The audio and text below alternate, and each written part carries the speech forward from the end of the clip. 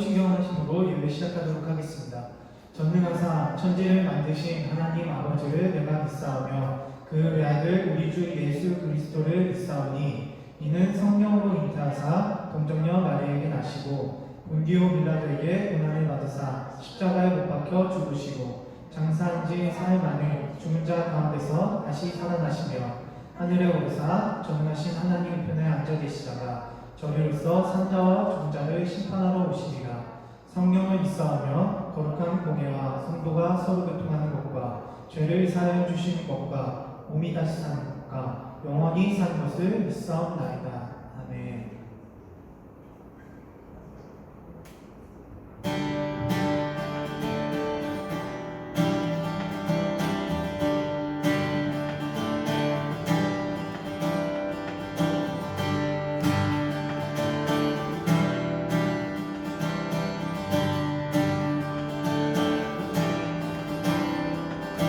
이 세상의 부유한 것보다 이 세상의 좋은 친구보다 달콤을 이루는 것보다 어린한 분 필요한 모든 것을 다하고 내가 원하는 삶 산 것보다 어느 누구의 삶보다 귀한 분 붙드소서 주님 나를 놓지 마소서.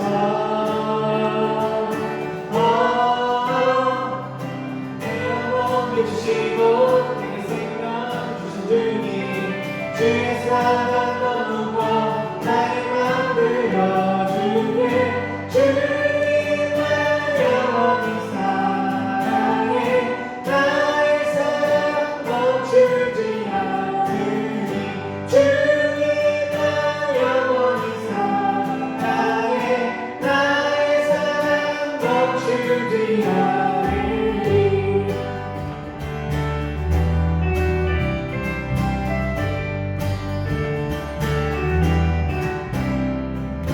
이 세상의 부유한 것보다 이 세상의 좋은 친구보다 달콤을 이루는 것보다 어린한 분 필요한 모든 것을 다하고 내가 원하는 삶을 사는 것보다 어느 누구의 삶보다 귀한 분 붙드소서. 주님 나를 놓지 마소서.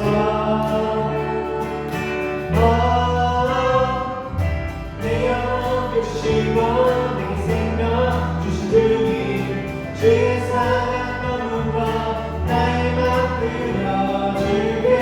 주님만 영원히 사랑해 나의 사랑 멈추지 않으니 주님만 영원히 사랑해 나의 사랑 멈추지 않으니 주님만 영원히 사랑해 나의 사랑 멈추지 않는 주님만 영원히 사랑해 나의 사랑 멈추지 않으니.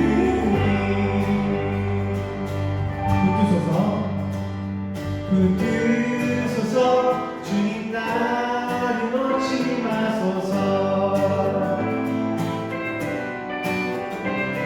붙드소서 주님 나를 놓지 마소서. 내 영혼을 주시고 내게 생명 주신 주님 주의 사랑 너무 커 나의 맘 들어주게. 주님만 영원히 사랑해 나의 사랑 멈추지 않으니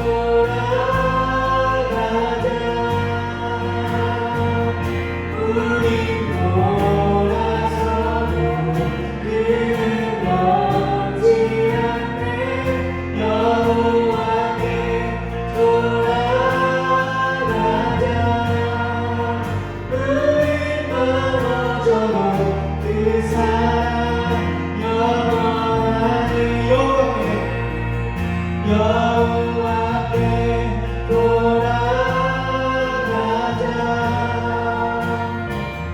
우리 돌아서도 길을 잃지 않네.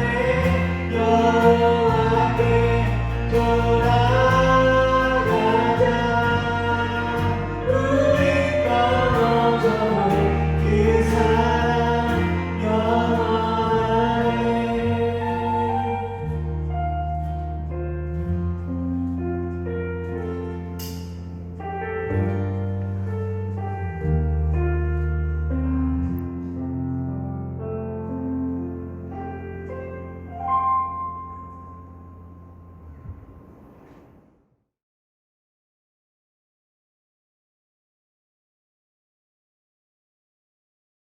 다 같이 기도하시겠습니다. 하나님 아버지, 감사합니다. 코로나19로 주님의 예배당에 모여 예배드리지는 못하지만 이렇게 온라인으로라도 마음을 모아 주님께 함께 예배드릴 수 있게 하심에 감사합니다. 주님, 이전에 저희에게 허락하셨던 일상적인 일들이 사실은 주님의 은혜였음을 깨닫게 해주심에 감사합니다. 또한 저희의 교만함과 어리석음을 고백하며 회개합니다. 하나님, 올 한 해는 기쁜 소식보다는 마음이 답답하고 어려운 소식들이 많이 들려옵니다. 특히 코로나와 태풍으로 인해 많은 국민들이 육체적으로, 정신적으로, 영적으로 어려움 가운데 있습니다. 세상의 일들을 보면 마음이 무겁고 두렵고 답답합니다. 또 불평불만한 일들만 잔뜩 있는 것 같습니다. 주님, 이런 때일수록 저희가 눈을 들어 하나님을 보게 하시고 그럼에도 불구하고 저희 각 개인에게 허락하신 감사의 제목들을 찾아 감사의 기도를 드리며 주님 안에 거하여 주님 주시는 평안을 누리게 하여 주세요. 저희 시집나 지체들을 위해 기도합니다. 주님, 저희 시집나 지체들에게 하나님의 마음, 주님의 사랑, 성령님의 능력을 부어주세요. 그래서 하나님의 마음으로 세상을 바라보며 세상을 위해 기도하게 해주시고 주님의 사랑으로 고통받는 이웃을 찾아가 품게 하여 주시고 성령님의 능력으로 어려운 이 시기에 몸과 마음이 흔들리지 않고 꿋꿋이 버티고 이겨내게 하여 주세요. 그리고 무엇보다 언제나 주님께서 모든 각 청년들의 손 잡아주시며 함께 하신다는 것을 잊지 않게 해주세요.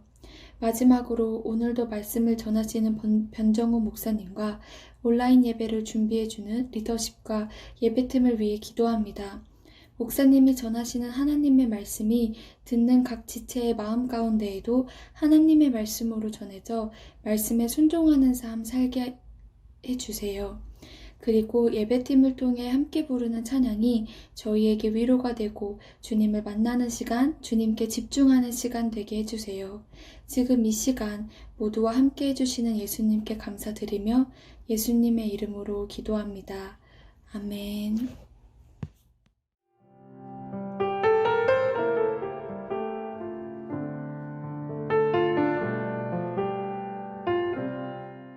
하나님 말씀 보겠습니다. 하나님 말씀은 창세기 19장 30절로 38절까지의 말씀입니다. 우리 다 같이 읽도록 하겠습니다. 구약성경 24쪽쯤에 있습니다. 창세기 19장 30절로 38절까지 말씀입니다. 우리 함께 읽겠습니다. 롯이 소알에 거주하기를 두려워하여 두 딸과 함께 소알에서 나와 산에 올라가 거주하되 그 두 딸과 함께 굴에 거주하였더니 큰딸이 작은딸에게 이르되 우리 아버지는 늙으셨고 온 세상의 도리를 따라 우리의 배필될 사람이 이 땅엔 없으니 우리가 우리 아버지에게 술을 마시게 하고 동침하여 우리 아버지로 말미암아 후손을 이어가자 하고 그 밤에 그들이 아버지에게 술을 마시게 하고 큰딸이 들어가서 그 아버지와 동침하니라. 그러나 그 아버지는 그 딸이 눕고 일어나는 것을 깨닫지 못하였더라. 이튿날 큰딸이 작은딸에게 이르되 어제 밤에는 내가 우리 아버지와 동침하였으니 오늘 밤에도 우리가 아버지에게 술을 마시게 하고 내가 들어가 동침하게 하고 우리가 아버지로 말미암아 후손을 이어가자 하고 그 밤에도 그들이 아버지에게 술을 마시게 하고 작은딸이 일어나 아버지와 동침하니라. 그러나 아버지는 그 딸이 눕고 일어나는 것을 깨닫지 못하였더라. 롯의 두 딸이 아버지로 말미암아 임신하고 큰딸은 아들을 낳아 이름을 모압이라 하였으니 오늘날 모압의 조상이요 작은 딸도 아들 낳아 이름을 베나미라 하였으니 오늘날 암몬 자손의 조상이었더라. 아멘. 할렐루야. 저는 오늘 우리 창세기 19장 30절과 38절의 말씀을 중심으로 하나님의 도리를 따라 걸어가라 라는 말씀의 제목을 가지고 말씀을 전하겠습니다. 하나님의 도리를 따라 걸어가라 라는 말씀의 제목입니다. 여러분, 우리 신당 청년 여러분 온라인으로 좀 예배 드리고 계시는데 마음과 생각을 정리하시고 우리 하나님 앞에 집중하셔서 예배 드리실 때 하나님의 은혜가 함께 예배 드리지 못하지만 여러분들 가운데 임하시기를 간절히 축원합니다. 여러분, 우리 하나님의 도리대로 살아가는 것이 참 우리는 매우 중요하다라고 저는 생각을 합니다. 어떤 사람들은 하나님의 도리대로 살아가는 것이 축복을 받기 위함으로 보는 사람도 있습니다. 이런 거죠. 하나님의 도리대로 살아가는 것은 이 세상에 재물이나 지위를 얻기 위함이라고 생각하는 사람이라는 거죠. 그러나 여러분, 그렇지가 않습니다. 하나님의 도리대로 사는 것은 하나님 백성으로서 우리가 사느냐 그리고 죽느냐의 문제가 달려 있다는 거죠. 에스겔 18장 9절에 보시면은 본문은 우리에게 이렇게 이야기하고 있습니다. 내 율례를 따르며 내 규례를 지켜 진실하게 행할진대 그는 이 의인이니 반드시 살리라. 주 여호와의 말씀이니라. 에스겔 선지자는 오늘 우리에게 이야기하는 건 무엇이냐면 율례를 따르고 규례를 따라 살면 그는 의인이라 칭함을 받는 거죠. 그리고 나서 의인이 되기 때문에 그는 반드시 살아날 거라고 이야기하는 겁니다. 여러분, 우리가 이 본문을 반대로 이야기한다면 어떻게 우리가 해석할 수 있겠습니까? 하나님의 율례와 규례를 지키지 않는다면 의인이 될 수 없고 죽을 수 있다라는 거예요. 믿음의 길을 걸어가는 사람에게 하나님의 도리대로 살아가는 것은 굉장히 중요합니다. 왜 그러냐면 믿음의 길이라는 것은 하나님의 도리대로 살아가지 않는다면 그 길을 걸어갈 수 없기 때문에 그렇습니다. 그러므로 그리스도인에게 하나님의 도리에 따라 살아가는 것 너무나도 중요하죠. 그러니까 시집나 청년 여러분에게 하나님의 도리대로 살아가는 것이 그만큼 중요하다는 거예요. 여러분, 도리라는 것은 사전적 의미로 마땅히 지켜야 할 바른 이치라는 거죠. 그러니까 하나님의 도리라고 이야기한다면 무엇을 의미하겠습니까? 바로 하나님의 기준, 즉 성경의 기준대로 살아가는 것을 의미한다는 거죠. 나는 스스로 그리스도인으로 여겼으며 또 온전히 잘 걸어간다라고 우리는 생각을 합니다. 그리고 우리는 그 생각을 가지고 실제로 이 세상을 살아가게 되는데 만약에 우리가 살아가는 그 길에서 하나님의 도리대로 살아가지 않는다면 우리가 가는 길은 믿음의 길이 될 수가 없는 것이에요. 다시 말하면 우리가 하나님의 도리대로 살아가지 않는다면 우리는 하나님 나라에 들어갈 수가 없게 된다는 것입니다. 결국 그는 스스로는 그리스도인이라 여겼지만 그리스도인이 되지 못한다는 거죠. 사랑하는 심나 청년 여러분, 우리는 지금 이 코로나 시국에 우리는 믿음의 길을 온전히 걸어가고 있습니까? 혹시 우리가 그리스도인의 이름 아래 실제로는 세상의 길로 걸어가고 있진 않은가? 아니면 정도의 길을 따라 하나님의 길로 걸어가고 있는가? 여러분, 그것을 확인하는 방법이 있습니다. 그게 무엇이냐면 내가 만약에 하나님 도리대로 걸어가고 있는가? 아니면 세상의 도리대로 걸어가는 것을 확인하는 거예요. 만약에 우리가 하나님의 도리대로 걸어가고 있다면 우리는 하나님 나라에 들어갈 수 있지만 우리가 만약 하나님의 도리대로 살아가지 않는다면 우리는 우리가 걸어가는 길이 하나님 나라, 천국이 될 수 없다는 거예요. 여러분, 오늘 말씀을 통해서 나는 어디로 걸어가고 있는가에 대해서 우리 심각하게 한번 고민해보는 시간이 되시기를 부탁을 드립니다.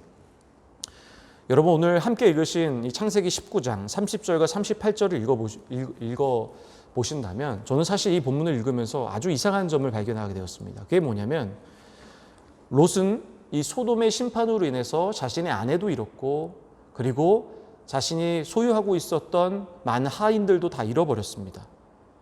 그리고 심지어 자신이 가지고 있었던 대부분의 재산도 잃었기 때문에 그에게는 누군가의 도움이 분명히 필요했다라는 거예요. 그런데 그는 누군가의 도움이 필요했음에도 불구하고 아브라함에게 가지 않았다라는 거예요. 우리 예를 한번 들어보겠습니다. 만약에 여러분이 가족을 떠나서 혹시 혼자 살다가 일자리도 잃고 재산도 떨어졌다고 생각해 보시기 바랍니다. 만약에 그렇다면 여러분들은 어디로 가시겠습니까? 사실 우리 생각해보면 이건 당연한 대답이라고 생각을 합니다. 어디로 가겠습니까? 가족에게로 가겠죠. 특별히 부모님이 계시지 않는 분들을 제외하고는 모두 부모님에게로 갈 것입니다. 만약에 부모님이 계심에도 불구하고 부모님에게 가지 않는다고 한다면 약간 사실 그것은 이해하기 어려운 상황이라고 이야기할 수 있다는 거죠. 그런데 롯에게 있어서 아브라함은 어떤 존재였냐면 부모님과도 같은 존재였어요. 왜 그렇습니까? 사실 롯이 본래 살아가던 땅이 가나안 땅이 아니죠. 소돔 땅이 아니었습니다. 그가 원래 본래 살아가던 땅은 가나안으로 도착하기 전에 살던 곳 어디입니까? 우르죠. 자신의 아비였던 하란은요 이미 세상에 없었습니다. 그래서 롯에게 아브라함은 아버지 같았기 때문에 롯은 우르부터 하란으로 와서 그리고 가나안까지 함께 온 것입니다. 그런데 롯은 자신이 가지고 있는 모든 것을 잃음에도 불구하고 아브라함에게 가지 않았다는 거예요. 그럼 그것이 의문이지 않겠습니까? 그렇게 어려운 상황에 있음에도 불구하고. 여러분 본문을 보면 롯의 가족이 갔던 곳을 어느 산의 굴로 갔다라고 기록을 하죠. 창세기 19장 30절에 보니까 이렇게 이야기합니다. 롯이 소알에 거주하기를 두려워하여 두 딸과 함께 소알에서 나와 산에 올라가 거주하되 그 두 딸과 함께 굴에 거주하였더니. 그러니까 학자들에 의하면 아마 이 산이 모압에 있는 한 산일 거다라고 이야기를 합니다. 그러니까 롯과 두 딸은 모압에 있는 한 산에 들어갔고 그리고 두 딸과 함께 그 산에 있는 굴 속에서 삶을 시작을 했다라는 거예요. 여러분 생각해 보시기 바랍니다. 굴 속에서 살아가는 삶이 쉽겠습니까? 아무것도 없는데 쉽지 않죠. 얼마나 어렵고 힘든 일이었을까요? 그런데 그렇게 힘든 삶을 선택하면서까지 왜 아브라함에 가지 않고 그 삶을 계속 유지해야만 했냐라는 거예요. 그 이유는 무엇일까? 그 이유는 바로 롯은 하나님의 도리대로 하나님이 원하시는 삶을 살고 싶지 않았기 때문이라는 거예요. 다시 말하면 세상적인 삶을 버릴 수가 없었기 때문이죠. 여러분 만약에 롯이 아브라함에게 갔다면 하나님의 도리를 쫓는 삶을 살고 있었던 아브라함과 동일한 삶을 살아갈 수밖에 없었을 것입니다. 어떻게 살아야 합니까? 거룩하게 살아야만 했을 겁니다. 예배의 삶을 살아야 했고 기도의 삶을 살아야 했고 섬김의 삶을 살아야만 했을 것입니다. 또한 하나님이 외치시는 정의의 삶을 또 함께 실천하며 살아가야만 했다는 거죠. 그러나 문제는 무엇이냐면 롯은 아브라함과 같이는 살아가고 싶지 않았다는 거예요. 이미 이전에 롯은 어떤 일을 경험했습니까? 아브라함과 이 나눠지는 일을 경험했죠. 근데 그때 그가 바라봤던 곳이 무엇이냐면 바로 세상의 즐거움과 부가 있었던 어디입니까? 사해 동쪽에 있던 이 소돔이란 땅이라는 거죠. 그러니까 그는 세상적인 삶을 살아가고 싶었기 때문에 소돔의 땅을 선택할 수밖에 없었다라는 겁니다. 아마도 롯은 소알 땅에서부터 나와서 아마 심각하게 고민했을 거라고 생각해요. 이제 나는 앞으로 어떻게 살아가야 하나? 나는 아내도 잃고 재산도 다 잃었는데 나는 도대체 어떻게 살아가야 되냐? 그럼 나의 삼촌인 아브라함에게로 가야만 할까? 그에게 돌아가라고 한다면 안정된 삶을 살아갈 수는 있지만 세상적인 쾌락의 삶을 이제는 살아갈 수 없어 라고 아마 생각하였을 것입니다. 아마 세상이 원하는 삶, 내 몸이 원하는 삶이 아니라 절제된 삶을 살아가야 하는데 나는 도대체 어떻게 살아가야 하는가라는 생각을 하게 됐겠죠. 결국 그의 선택은 무엇입니까? 아브라함에게 안 돌아가요. 그는 어떻게 살아갑니까? 결국 그 땅에서 머물게 되고 결국 술로서 그의 인생의 시간을 보내게 되었다는 거죠. 여러분 사실 우리도 이런 고민을 많이 하게 되죠. 내가 그리스도인으로서 살아야 하는가? 아니면 세상이 원하는 삶을 살아가야 하는가? 사실 우리 육체는 무엇을 원합니까? 세상이 원하는 삶을 원하는 거죠. 저도 사회생활을 한 7년 정도 했는데 제가 그때 깨달은 게 무엇이냐면 그리스도인으로서 세상에 살아갈 때 그리스도인으로 살아가야 하는가? 세상 사람처럼 살아가야 되는가? 이 문제가 결코 쉬운 문제가 아니라는 거예요. 사실 어떻게 세상 사람들과 살아가다 보면 세상 사람들이 하는 말이 맞는 것 같아요. 돈이 가장 중요하다. 그리고 높은 자리에 올라가서 세상에 성공한 삶을 살아가야 한다. 남을 누르고라도 올라가는 것이 지혜로운 것이라고 이야기하는 것. 사실 그게 어떻게 세상 사람들의 말이 이해하면 옳은 것 같고 그렇게 살아가는 것 같죠. 그러나 여러분 중요한 게 있습니다. 그건 무엇이냐면 그리스도인은 하나님의 도리에 따라가며 살아가야 된다는 거예요. 왜 그렇습니까? 그러야만이 믿음의 길을 끝까지 제대로 온전하게 그 목적지까지 도착할 수 있기 때문이라는 거죠. 오늘 롯이 살아갔던 삶, 이 세상을 따라간 삶을 그 표현한 표현이 있습니다. 그것이 31절이에요. 창세기 19장 31절에 보니까 이렇게 이야기합니다. 큰딸이 작은딸에게 이르되 우리 아버지는 늙으셨고 온 세상의 도리를 따라 우리의 배필될 사람이 이 땅에 없다. 이렇게 얘기해요. 온 세상의 도리를 따라 라는 말을 사용하죠. 그러니까 롯의 가정은 이전의 소돔의 삶부터 어떤 삶을 살았냐면 세상의 도리를 따르는 삶을 살아갔다라는 거예요. 세상에 주는 그런 쾌락과 어떤 그런 기쁨에 만족하며 살아간 삶, 그 삶을 살아갔다는 것이 롯의 가정이었다라는 거죠. 그래서 그는 자신이 가지고 있던 그 어떤 세상적인 것을 다 잃어버렸을 때 절망에 빠져버렸다는 거죠. 그래서 하나님은 그에게 돌이킬 기회를 주시는 거예요. 소돔의 심판을 통해서 이전에 너가 세상을 따른 삶을 살아갔다고 한다면 내가 이 소돔의 심판을 보여주면서까지 이제 너는 나에게 돌아와라. 이제는 하나님의 도리의 삶을 살아가라고 우리에게 지금 이야기를 하고 있는 거죠. 그러니까 롯에게 그런 기회를 주셨던 거예요. 그러나 그의 선택은 무엇입니까? 하나님의 심판을 보여주면서까지 아주 좋은 기회를 주었음에도 불구하고 그의 선택은 세상을 선택했다라는 거예요. 결국 온 세상의 도리를 따라간 살아간 롯과 두 딸은 결국 혼음이라는 후세에 남을 치욕적인 사건의 주인공이 되어버리게 된다는 거죠. 큰딸이 작은딸에게 이렇게 이야기합니다. 아버지 늙으셨어요. 그리고 우리의 배필된 사람도 없어요. 그렇기 때문에 아버지에게 술을 취하게 만들어 동침하여 우리의 자손을 만들자. 이렇게 이야기해요.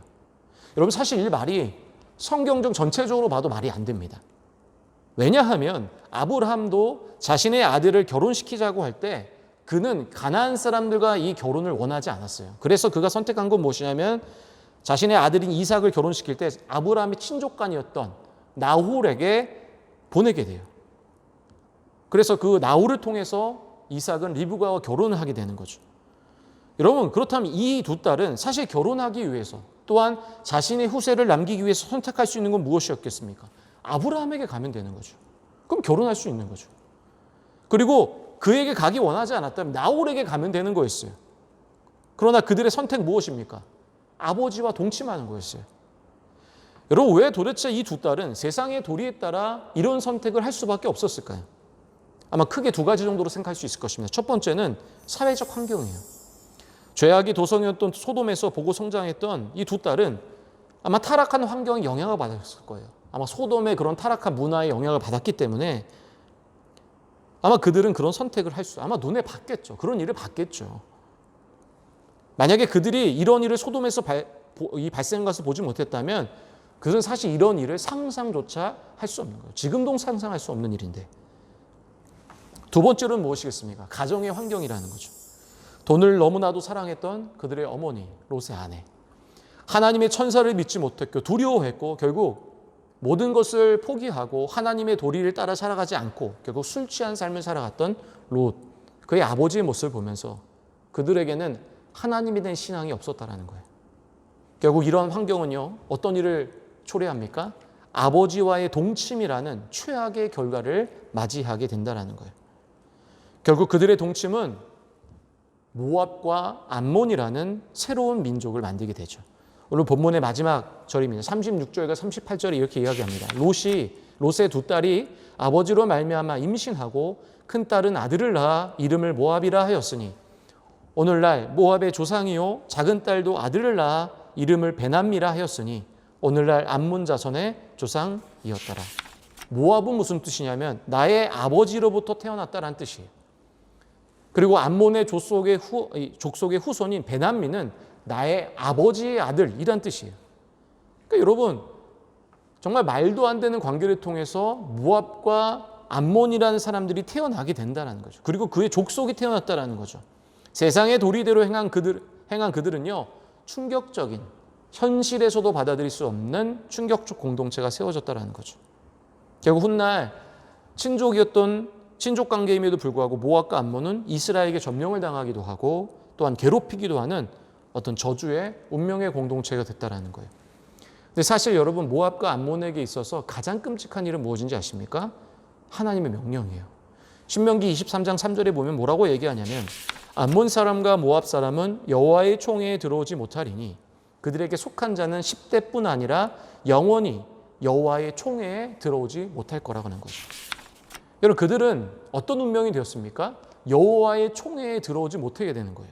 다시 말하면 하나님의 공동체 안으로 들어올 수 없다라는 거예요. 여러분 이스라엘의 공동체는 굉장히 폐쇄적인 공동체예요. 그래서 사실 우리가 생각했을 때 그들의 공동체에 이방인이 들어온다는 것에 대해서 말이 안 된다고 생각할 수 있죠. 근데 여러분 그렇게 폐쇄적인 공동체였음에도 불구하고 실제로 이스라엘은 이방인이라 하더라도 나름의 어떤 절차를 통해서 그들 공동체에 속하는 것을 막지 않았습니다. 이 타락한 가나안 땅의 민족들도 공동체로 들어온 일들이 있었다라는 거죠. 대표적 인물 누군지 아십니까? 여러분 모세의 장인이었던 누굽니까? 이드로. 그러니까 이드로도 사실 그 겐족 속의 후예들이죠. 그러니까 그들도 이스라엘 공동체로 들어옵니다. 그리고 여러분 성경의 위대한 믿음의 인물, 장군이었던 갈렙이라는 사람 기억하십니까? 이 갈렙도 마찬가지입니다. 갈렙도요, 이 메소포타미아 지하 북쪽에 있던 하나의 유목 민족이었습니다. 그러니까 사실 그들도 순수 이스라엘 형통이 아니었다라는 거예요. 이처럼 여러분 이스라엘과 전혀 관련 없던 가나안 공동체 민족들도 이스라엘 공동체 안에 들어올 수 있었습니다. 그러나 심지어 아브라함과 친척 관계였던 롯의 집안이 이스라엘의 공동체 안으로 들어오지 못했다는 것은 굉장히 그들에게 있어서 굉장히 치명적이었다는 거죠. 세상의 도리대로 살아갔고 아버지의 동침으로 세워진 모압과 암몬은 결국 최악의 저주의 공동체가 될 수밖에 없었다는 것입니다. 여러분 우리가 이것을 보면서 깨달아야 하는 점 무엇이냐면 세상의 도리로 살아가는 사람들 이들은 하나님의 공동체로 들어올 수 없다는 거예요. 다시 얘기하면 하나님의 백성이 되어갈 수 없다는 거죠. 여러분 그리스도인들은 그렇기 때문에 하나님의 도리대로 살아가야만 합니다. 선택받았던 롯도 하나님의 도리대로 살아가지 않았을 때 여러분 무슨 일이 일어납니까? 결국 최악의 운명의 공동체를 만들었고 그리고 하나님의 이 공동체 안으로 들어올 수 없었으며 결국 세상에 가장 불명예로운 이 세상에서도 불명예로운 사람으로 될 수밖에 없었다라는 거예요. 여러분 그렇다면 하나님의 도리대로 살아가는 것은 무엇을 의미할까요? 사람들이 얘기할 때 하나님의 도리대로 살아가는 것을 이렇게 생각하는 사람들이 있죠. 그냥 성경에 나온 어떤 규칙을 지키며 살아가는 것 이것만 생각하는 사람들이 있습니다. 그러나 여러분 하나님의 도리대로 살아간다는 것은 어떤 하나님의 성경에 나온 규칙만을 지키며 살아가는 것을 의미하지는 않습니다. 제가 한번 예를 들어 보겠습니다.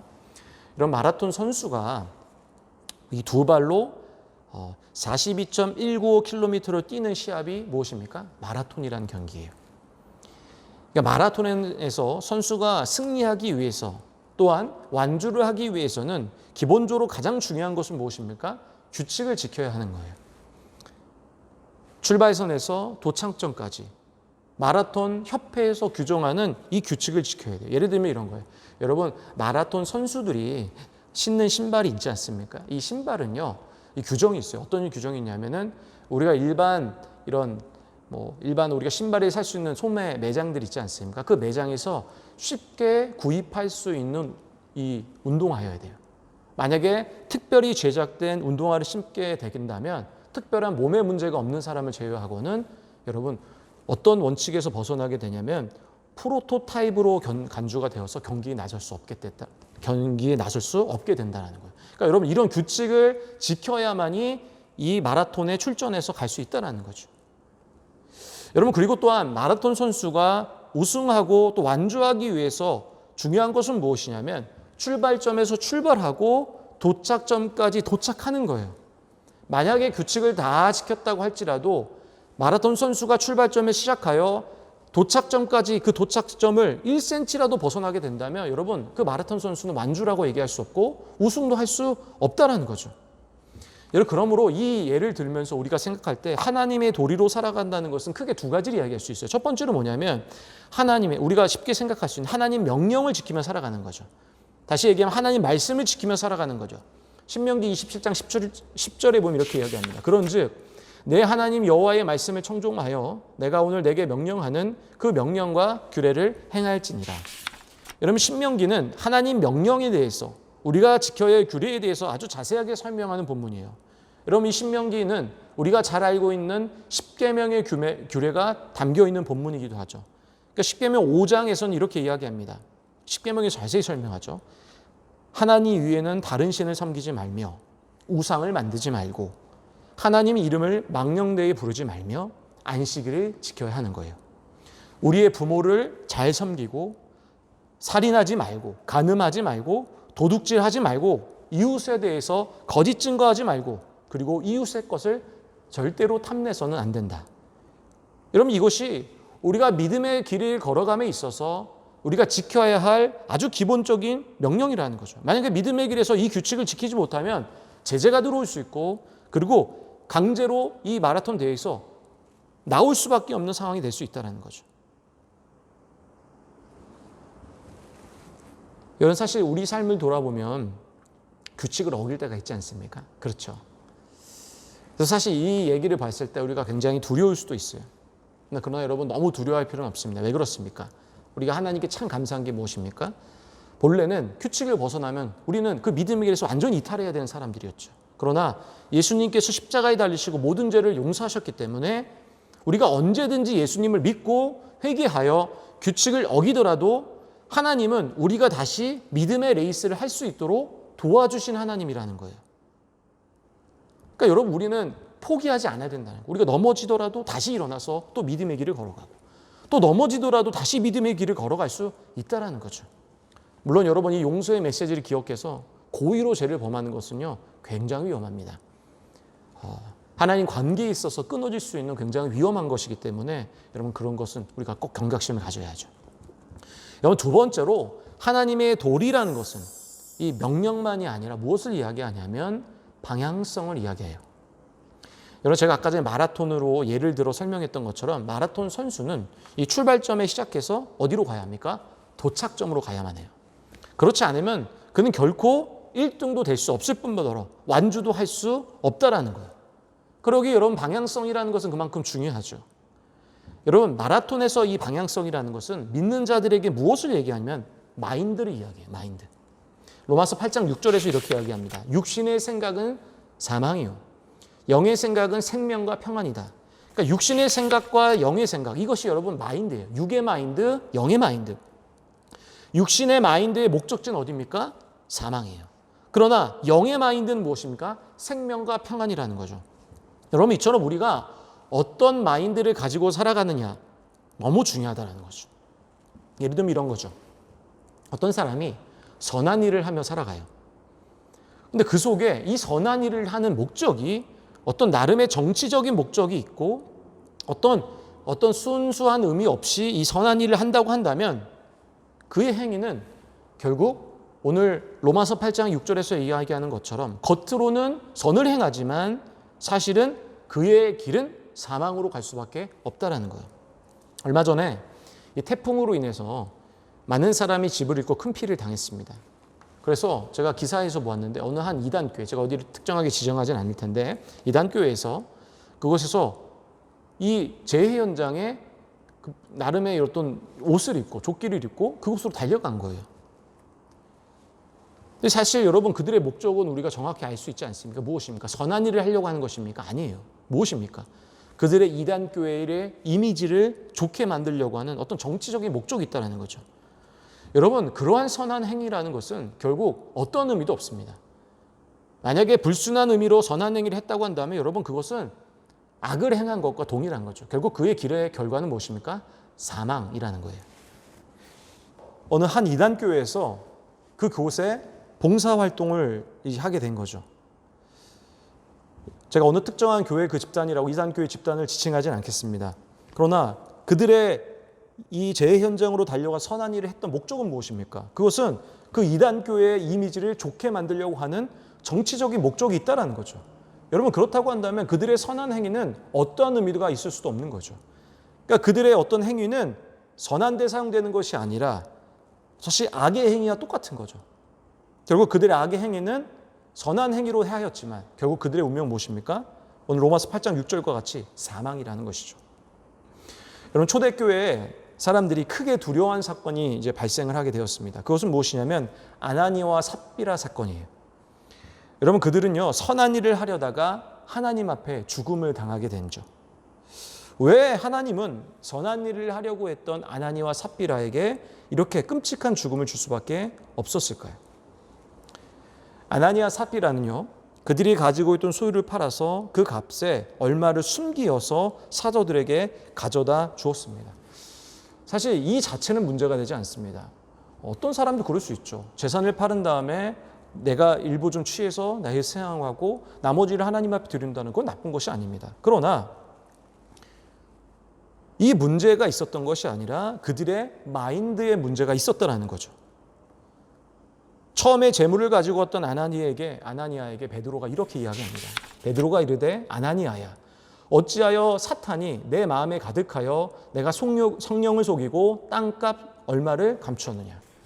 그러니까 여러분, 여기 사건의 본질은 무엇이냐면 바로 아나니아는 이 마음이 정직하지 못했다라는 거예요. 그의 정확한 마음을 우리는 성경에서 기록하지 않기 때문에 알 수는 없습니다. 그러나 그의 어떤 마음의 목적이 있었다라는 거예요. 그래서 재물을 바쳤다라는 거죠. 우리는 알 수 없지만 정치적인 목적이 될 수 없고 또 이를 통해서 사도들을 해하려는 음모가 될 수도 있다라는 거예요. 여러분, 선한 행위라도 어떤 그 마음의 마인드가 문제가 있을 경우에는 하나님은 심판하실 수밖에 없고 또한 사망에 이르게 할 수밖에 없다는 사실을 우리는 분명히 기억해야 한다는 거죠. 우리가 하나님의 도리대로 살아가는 것을 성경의 어떤 규칙을 지키면서 살아가면 다 된다라고 생각하는 사람들이 많습니다. 그러나 여러분, 그것만큼 중요한 것이 무엇입니까? 우리 마인드예요. 사랑하는 청년 여러분, 우리는 왜 좋은 직장 갖고 싶습니까? 왜 우리는 좋은 대학을 가고 싶습니까? 어떤 이들은 좋은 배우자를 만나고 싶기도 하죠. 또한 우리는 왜 교회에서 봉사를 하고 있습니까? 여러분, 이 목적이 중요하다는 거예요. 믿음의 레이스를 걸어가는 사람에게 규칙을 지키는 것만이 전부가 아니라 우리의 마인드가 무엇인지를 항상 점검해야 된다는 거죠. 혹시 우리가 나를 위한 삶을 살아간다면, 나의 유익을 위하여 선한 일을 하고 또한 내가 바란 일을 원한다면 여러분, 결국 그 일의 결과는 무엇이겠습니까? 결국 좋지 못한다라는 거죠. 그렇다면 여러분, 우리는 무엇을 위하여 살아가야만 하겠습니까? 로마서 14장 8절에 이렇게 이야기합니다. 우리가 살아도 주를 위하여 살고 죽어도 주를 위하여 죽나니 그러므로 사나 죽으나 우리가 주의 것이로다. 여러분, 오늘 본문은 우리에게 무엇을 이야기합니까? 우리는 오직 주님만 위하여 살아가야 하는 존재라는 거예요. 하나님의 이런 영광 위하여 살아가야만 하는 존재라는 거죠. 그것이 우리가 살아야 하는 근본적인 목적이라는 것입니다. 이런 말씀을 정리하겠습니다. 하나님의 도리대로 살아가지 못한 롯은 결국 돌아올 수 없는 강을 건너게 되었습니다. 여러분, 오늘 본문은 우리에게 이렇게 이야기하고 싶은 거예요. 하나님의 도리대로 살아가야만 한다. 우리에게 하나님은 끊임없이 롯과 같이 기회를 주세요. 하나님의 도리대로 가라. 세상을 향하고 살아가는 사람들에게 이렇게 얘기하는 겁니다. 너 하나님의 도리대로 돌아가라. 그렇게 살아가라. 그래야만이 너가 끝까지 믿음에 경주를 할 수 있다. 여러분, 빌립보서 3장 14절은 우리에게 이렇게 이야기합니다. 표대를 향하여 그리스도 예수 안에서 하나님의 위에서 부르신 부름의 상을 위하여 달려가노라. 우리는 하나님이 부르신 그 상을 끝까지 걸어가야 됩니다. 우리 모두 그 길을 끝까지 걸어야 하는데 이때 우리에게 중요한 것이 있는데 그게 무엇입니까? 하나님의 도리대로 살아가는 거예요. 오늘 하나님은 우리에게 그것을 이야기하고 싶은 거예요. 도리대로 살아가야만 롯과 같이 하나님의 길을 끝까지 걸어갈 수 있다는 거예요. 우리 사랑하는 청년 여러분, 오늘 말씀 기억하시면서 내 삶에 내가 정말 하나님의 도리대로 살아가고 있는가를 한번 돌아보며 다시 한번 우리 신앙을 재점검하고 또 살아가시기를 주님의 이름으로 축원하겠습니다. 기도하겠습니다. 하나님 아버지, 고맙고 감사합니다. 우리 사랑하는 우리 청년들 함께 예배드릴 수 없지만 오늘 말씀을 통해서 우리의 신앙을 점검하며 돌아갑니다. 하나님, 우리 청년들의 삶이 하나님의 도리대로 살아가게 하여 주시옵소서. 하나님, 오늘 말씀하시기를 롯처럼 우리가 하나님 도리대로 살아가지 못할 경우에는 하나님, 우리는 끝까지 믿음의 길을 살아갈 수 없다라는 것을 말씀하십니다.